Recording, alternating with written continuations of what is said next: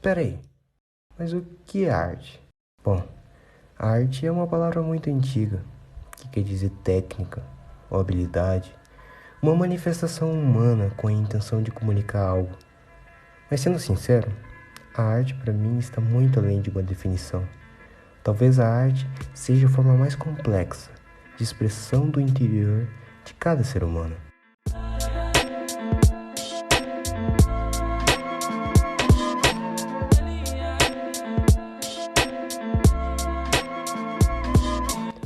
Cada artista trabalha com um modo de visão do mundo, uma perspectiva singular para detalhes que talvez nem todos se dão conta que existem. Isso é bem presente na construção visual de Lúcia Coste, partindo de uma manipulação de luz e sombra, contraste e brilho, em esferas sobretudo não convencionais, trazendo às pessoas um novo recorte, como o impressionante interior de uma caixa de leite, recortada, posicionada e redimensionada, apresenta resultados impressionantes e colocando uma simples caixa de leite como uma possível arquitetura.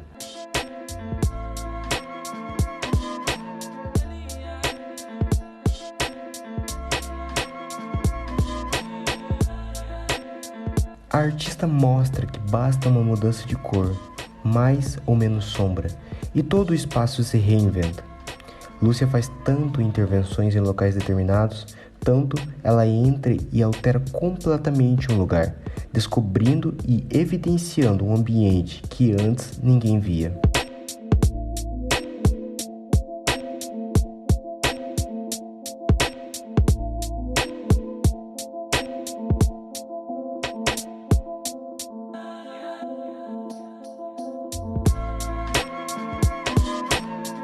Lúcia não é diretamente uma escultora, nem uma pintora, tampouco uma arquiteta. Ela é simplesmente um artista e utiliza-se dessa versatilidade para produzir suas obras. Então ela se aproxima da arquitetura e confunde-se com a arquitetura, se aproxima da pintura e confunde-se com pintura, se aproxima da escultura e confunde-se com a escultura, se aproxima de tudo isso, mas não é nada do que se parece. Ela fica na inter-relação entre linguagens artísticas, apresentando uma discussão de ótica, uma discussão de ornamentos, um caráter simbólico, colocando um olhar fragmentado em seu trabalho, o que causa beleza, mas também estranheza, em um olhar desavisado do público. Muitas vezes, essa maneira de expressão artística não está na linha padrão das pessoas, causando assim esse vislumbre misturado com a interrogação do que acontece no contexto em que estão observando. O que eu quero justamente é que o meu trabalho se funda no lugar, que esses limites sejam um pouco perceptíveis e que o sujeito possa ser capturado sem muita mediação, sem muito entender o que está acontecendo.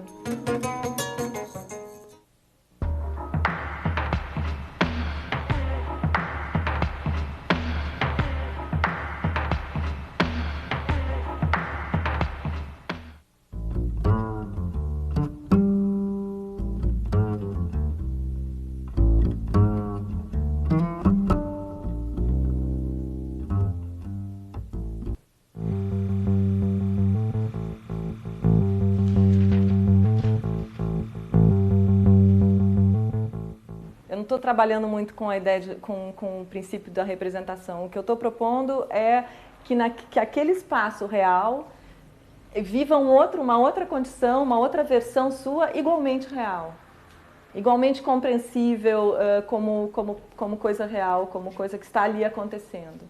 É criar uma situação, é criar alguma coisa que o sujeito reconheça como acontecendo ali naquele momento.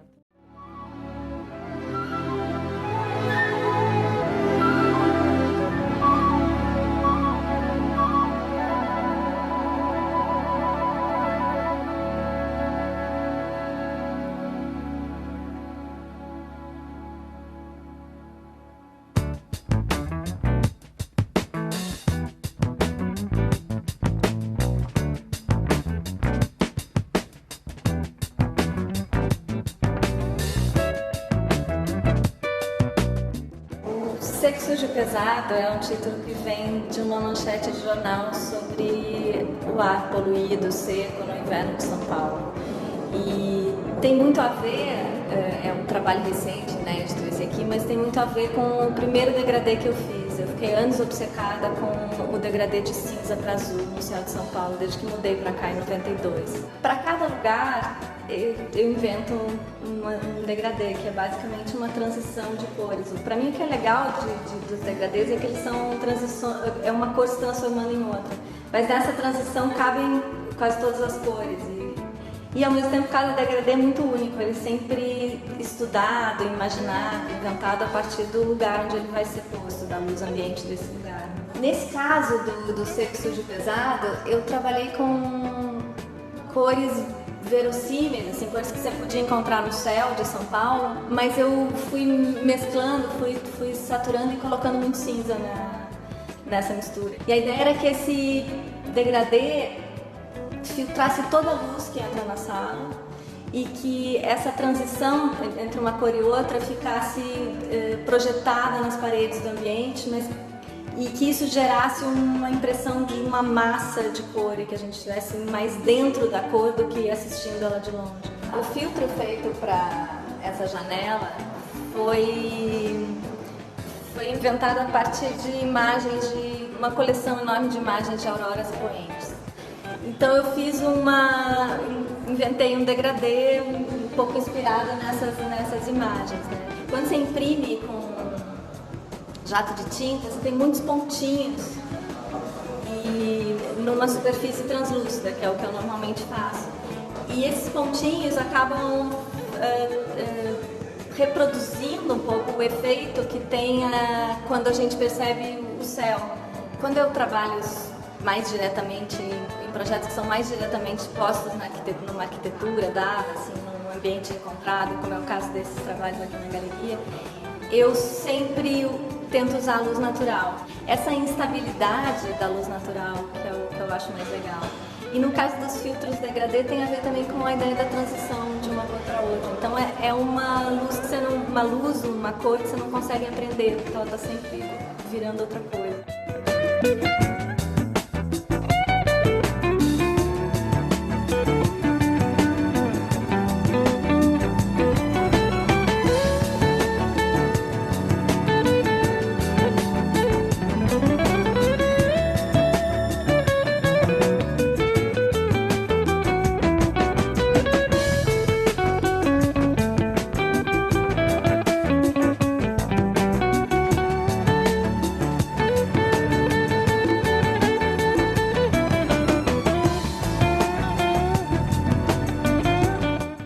Desde meados dos anos 1990, Lúcia trabalha com intervenções em espaços expositivos, explorando a incidência e a percepção da luz e os fenômenos daí resultantes.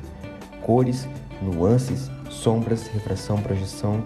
Em suas obras, a luz deve ser entendida como elemento que interfere na percepção e interação do homem com o ambiente. É assim, por exemplo, em Conforto, obra apresentada em 1994, na qual lâmpadas infravermelhas de secagem industrial são espalhadas pelas varandas de um casarão.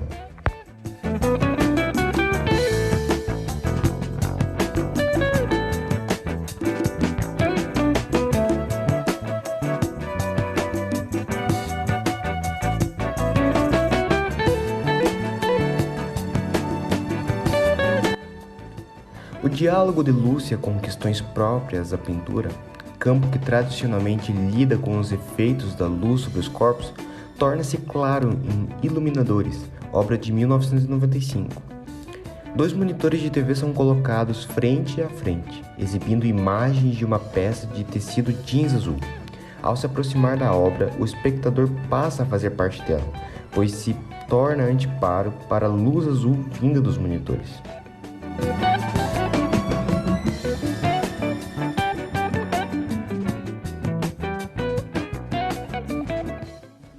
A participação do espectador é o cerne de outra obra, Parede RGB, de 2002, instalada num corredor do Museu de Arte Moderna de São Paulo. Consiste em vários refletores com filtros vermelhos, verdes e azuis, que projetam na parede uma luz aparentemente branca. Resultado da mistura no espaço das cores primárias. Os corpos dos passantes atuam como anteparos que desdobram em sombras coloridas a composição daquela luz. Sobre esta obra, a artista comenta: a arquitetura dos espaços, mas principalmente seu uso, é o que me interessa. Isso porque o lugar é uma coisa viva que existe no tempo.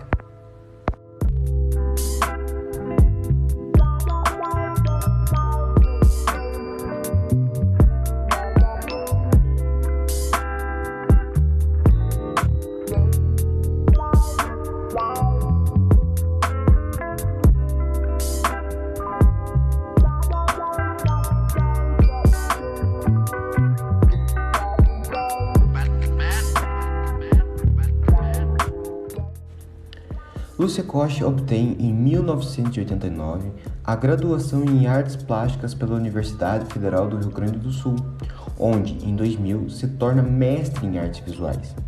Conclui, em 2004, o doutorado em Poéticas Visuais na Escola de Comunicações e Artes da Universidade de São Paulo. Participa, em 1992, da fundação do Grupo Arte, construtora, cooperativa de artistas cuja proposta é ocupar espaços inusitados com suas intervenções, produzindo-as de forma autônoma. Participa ao lado dos artistas Mônica Nador e Fernando Limber, do Jardim Miriam Art Club, realizando projetos artísticos na periferia paulistana. Apresenta sua primeira exposição individual, Esculturas, em 1988 no Espaço Alternativo, Fundação Nacional de Arte do Rio de Janeiro. Entre as coletivas, participa da 2ª e da 5ª Bienal de Artes Visuais do Mercosul, respectivamente em 1997 e em 2005. Integra a Bienal de Pontevedra, Espanha, em 2000, e no ano seguinte apresenta trabalhos no panorama da arte brasileira, no Museu de Arte Moderna de São Paulo. Em 2004, recebe o prêmio Marco Antônio Vilaça pelas artes plásticas. Atualmente vive em São Paulo e ministra aulas no curso de artes plásticas da Fundação Armando Álvares Penteado.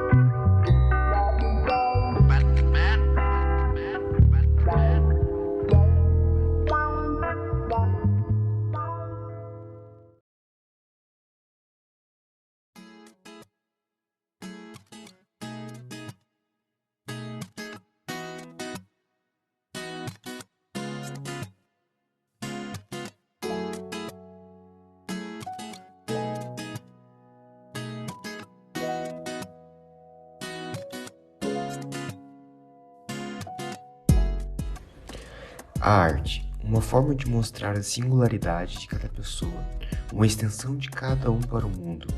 Assim pensava Ernesto Neto, artista plástico que, assim como Lúcia, realizava transformações de ambientes.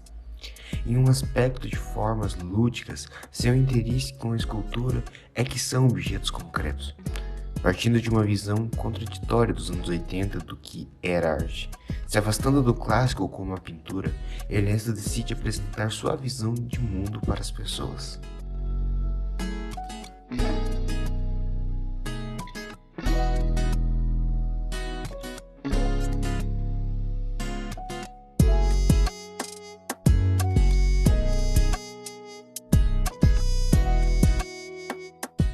A obra de arte, né, ela é uma espécie de um instrumento de aferição também, né? Ela vai lá e vê o que acontece. Ela acontece no mundo e vê o que ela reverbera sobre esse mundo, ou o que esse mundo reverbera sobre ela. Então, esse relacionamento vai se ampliando da ação do artista, que na verdade você nem sabe se é a ação do artista, porque o artista ele está recebendo, né? Da terra para o céu, do céu para a terra, de um lado para o outro, você recebe e coloca no mundo. Então, dessa ação, alguma coisa acontece em torno dessa ação.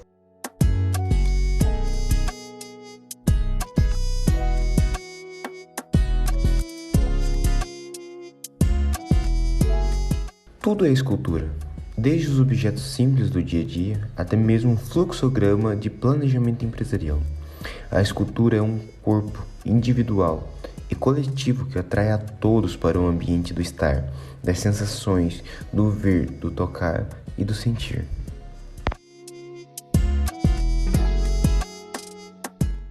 E o Ernesto Neto traz isso nas obras dele de outra forma, assim, com essa sensibilidade mesmo, é muito mágico. As instalações do Ernesto Neto são muito grandes e trazem muitas sensações. Então, elas têm cheirinho, elas têm textura, aí elas são grandes e assustam, depois tem umas peças muito pequenininhas, e aí tem um tecido que é muito delicado, mas ao mesmo tempo tem uma outra coisa que ela é mais forte, tem uma coisa leve, uma coisa pesada, tem um puff confortável para deitar e uma rede que pinica um pouco o bumbum e não é tão confortável assim. Então, na obra dele, ele consegue trazer esses opostos, mesmo sendo essa confusão sensorial ali dentro, é muito maravilhoso. O próprio Ernesto Neto conta que algumas obras dele viraram lugares terapêuticos, assim, que as pessoas estão estressadas, estão nervosas, querem meditar, querem relaxar, vão pro museu, senta na obra dele e fica lá por um tempo.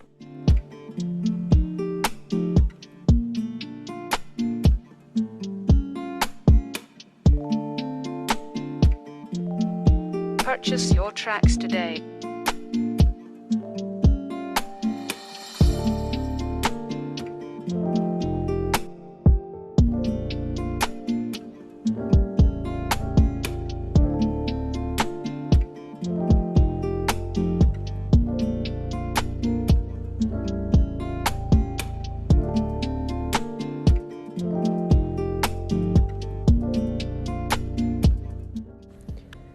Ernesto tem em sua arte a intenção de mostrar ao público suas experiências de vida, sobretudo experiências vividas na Amazônia.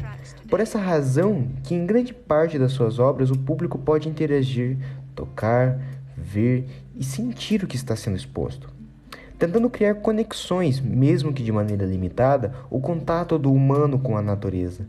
Em outra perspectiva, o artista traz a inter-relação do natural e o ser humano, no mesmo tempo em que o que está sendo apresentado é similar com a natureza, também pode ser similar com partes do corpo.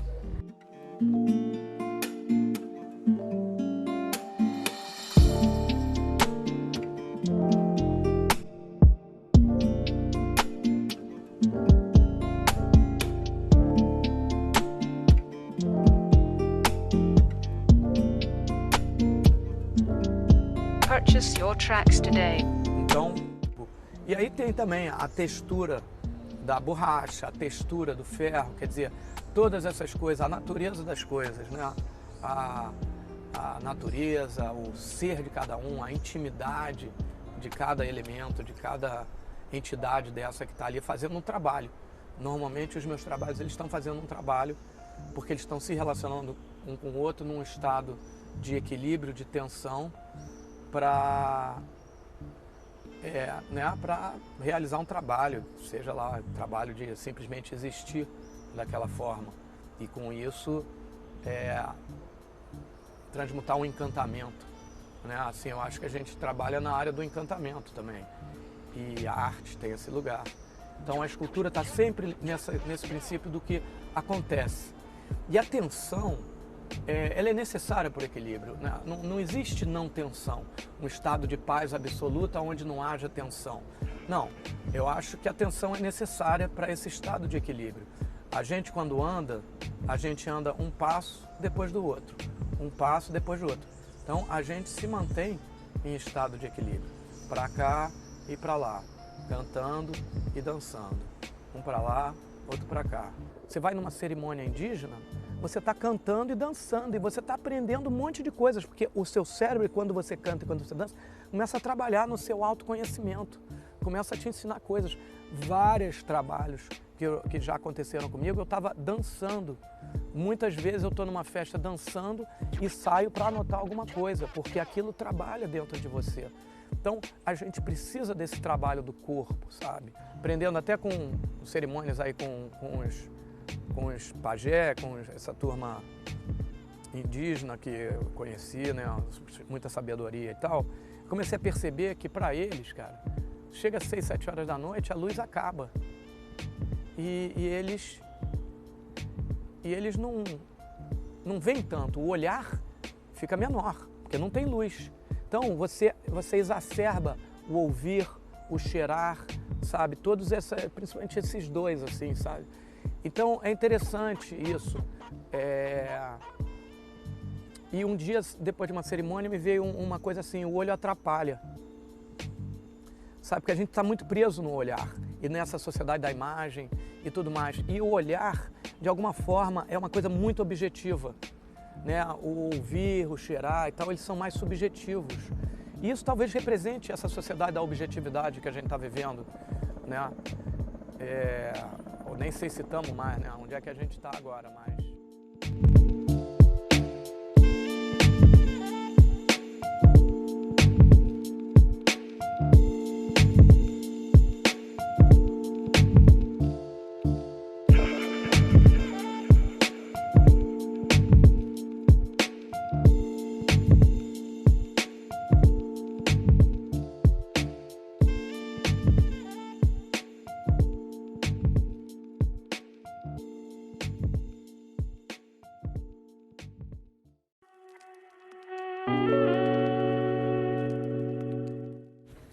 Agora, fazendo uma relação entre os autores apresentados no vídeo, podemos ver uma similaridade entre suas visões de mundo, e principalmente na reconstrução visual de ambientes, com a finalidade de trazer sensações e emoções que antes as pessoas não viam. Lúcia utiliza-se da sombra, das cores, de contrastes, brilho em suas obras, tratando os ambientes como filtros, mostrando que o ambiente muda completamente de acordo com a sua composição. Se as pessoas estão lá, é um; se não estão, é outro lugar diferente. Tudo muda os ambientes, e Lúcia trabalha muito bem esse filtro. Já Ernesto busca em suas obras lúdicas traçar relações com seu público. Faz de forma majestosa o ato de observar a arte ser visto como algo ultrapassado, e coloca o público como parte da obra. Com profundidade apresenta sensações e resgata talvez um sentimento de conectividade, colocando cada ser individual como forma de um corpo, como parte de uma sociedade. E então, voltando para o nosso questionamento inicial sobre o que é a arte. A arte, então, é a forma como cada pessoa apresenta para o mundo sua perspectiva das coisas.